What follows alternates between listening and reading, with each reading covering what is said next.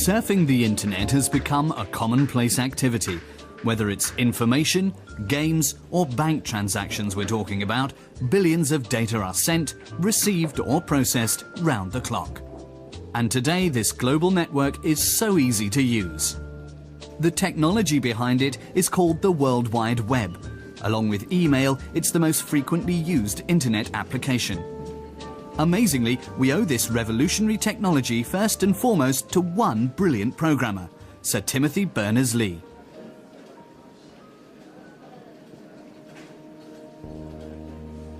Timothy Berners-Lee was born in London on June 8, 1955. His parents were members of the team at Manchester University which developed the Mark I, one of the first stored program computers.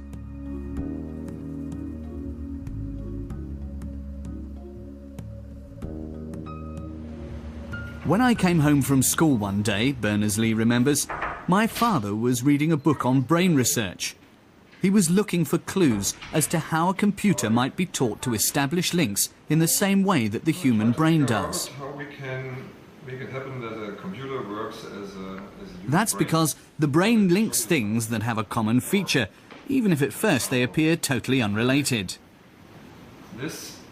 According to the dictionary, a horse is a perissodactyl animal. But someone might also associate the word horse with the knight on a chessboard. Or the piece of gymnastic equipment generations of school children have taken a tumble on. When texts are linked together in this way, we talk of hypertext. After the brief discussion with his father, Berners-Lee says he got on with his homework, but the idea of teaching a computer hypertext continued to preoccupy him. In 1973, Berners-Lee went to study physics at Oxford. As a student, he built his first computer using a soldering iron, transistors, an early microprocessor and an old television set. After graduating, Berners-Lee worked as a programmer. In 1980, he spent 6 months in Switzerland as an independent contractor. With CERN, the European Centre for Particle Physics.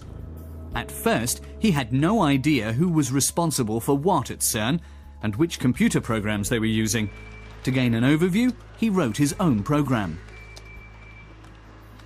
It compared documents on staff members, their projects, and the software they were using. The program checked whether the documents contained certain key words. If so, their locations in the documents were interlinked. Remembering an old-fashioned encyclopedia from his childhood, Berners-Lee called his program Enquire. It was an apt name because, with its cross-references, the program functioned like an encyclopedia. Many entries ended with the recommendation, "See also." Enquire's links led to a list of other documents with the same key words. Since the program's links were based on the hypertext principle, Berners-Lee called them hyperlinks.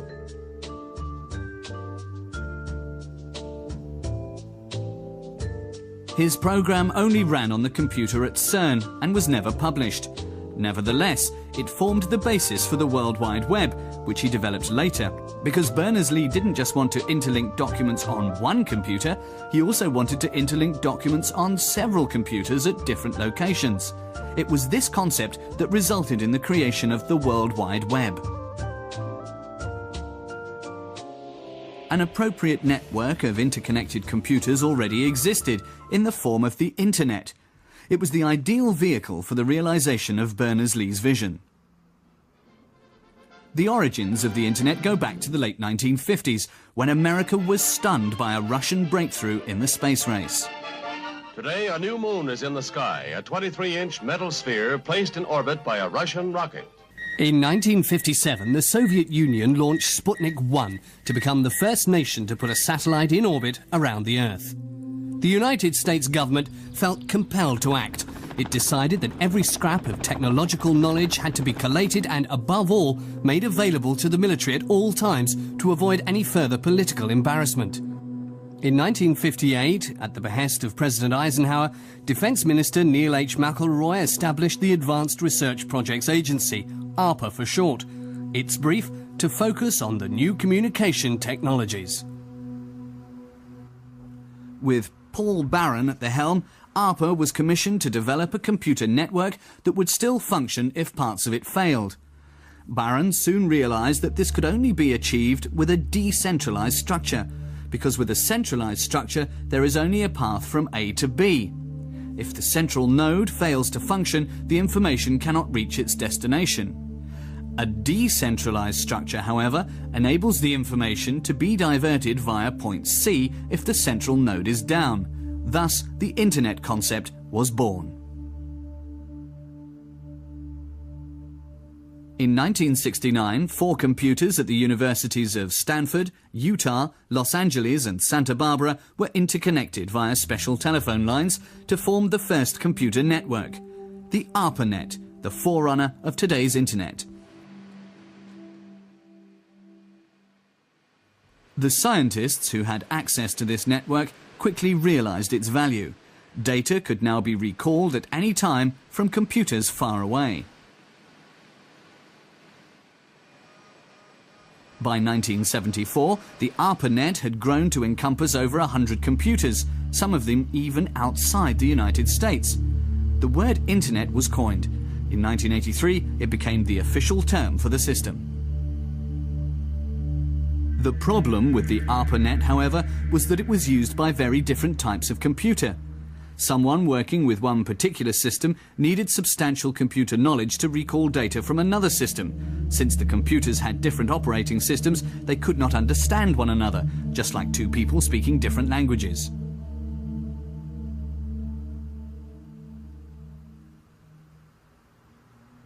Tim Berners-Lee wanted to devise a common computer language so that every user of the network would be able to recall all available data irrespective of the system they were stored in. In 1984, Berners-Lee returned to CERN, this time to take up a permanent post.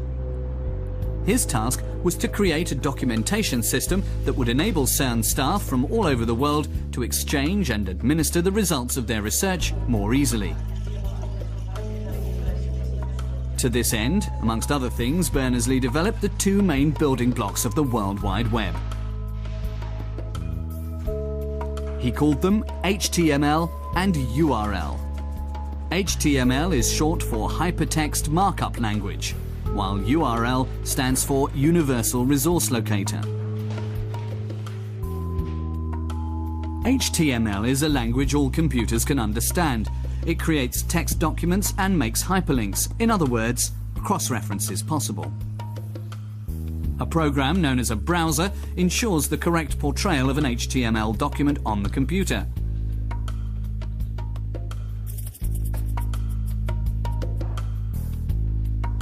As the name suggests, the second function of the browser is to browse or comb the net to locate and recall the information required. For this to be possible, every document needs a specific address under which it can be found. The URL, the Universal Resource Locator, developed by Berners-Lee. A URL starts with the letters www for World Wide Web. Then comes the name of the computer on which the data requested are stored. This is normally referred to as the server. The URL then ends with the actual name of the information sought. In our example, Berners-Lee as a subpoint of the chapter People. With this type of addressing, every document on every computer linked up to the Internet is clearly designated. Right from the start, Berners-Lee had thought about a circle of users outside CERN. Consequently, he named his new product the World Wide Web. His computer at CERN became the web's first server. It provided access to all information on the World Wide Web. With this publication, Berners-Lee triggered off a chain reaction. The Internet community, which already existed, had been waiting for an instrument like the World Wide Web.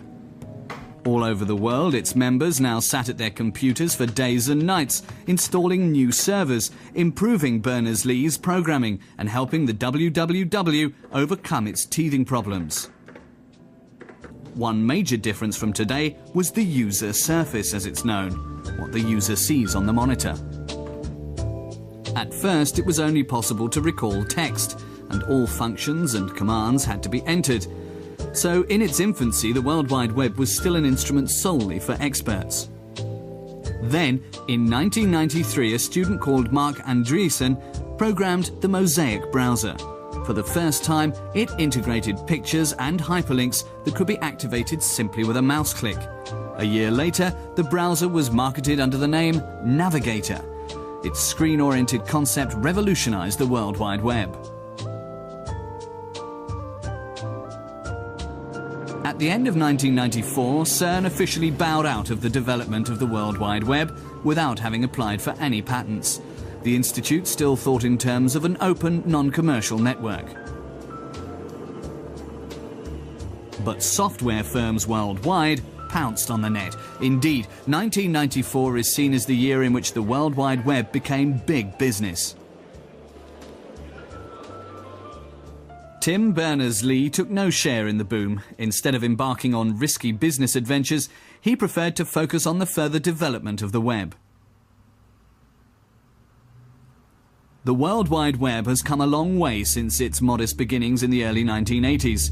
Since 1994, the number of participants has grown by leaps and bounds. By 2002, there were already 2.5 billion web pages, and the number continues to increase.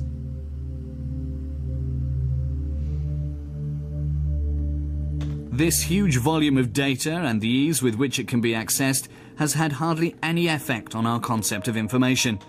If something appears on the internet, it is usually seen as genuine, and often wrongly so. This spectacular picture, for instance, was published on the internet with the claim that it had been nominated for World Press Photo of 2002, but it was just a clever montage. And it hadn't been nominated either. The picture was a fake. False reports on the World Wide Web are known as hoaxes. Some hoaxes are more or less amusing, but others can cause serious damage. For example, when someone reacts to a fake demand from their bank to reveal the access data to their account.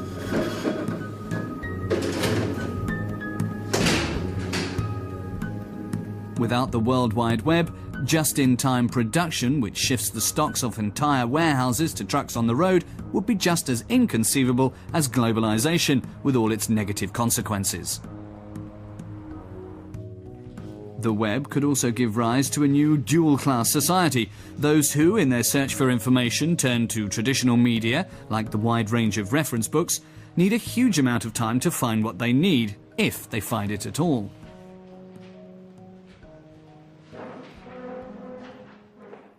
As a rule, this can be done much faster online. Just 4 years after it was launched, the Wikipedia encyclopedia alone contained over 290,000 entries.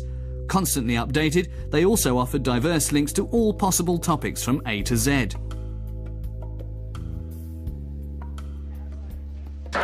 And to bid successfully at an online auction, you also need access to the communication platform of the 21st century.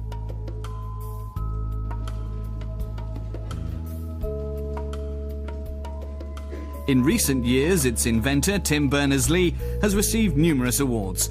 In June 2004, he was knighted by Queen Elizabeth II. He keeps a critical eye on the development of the World Wide Web. Asked whether the web had made mankind more intelligent, Berners-Lee said, "Not really, but we're linked better."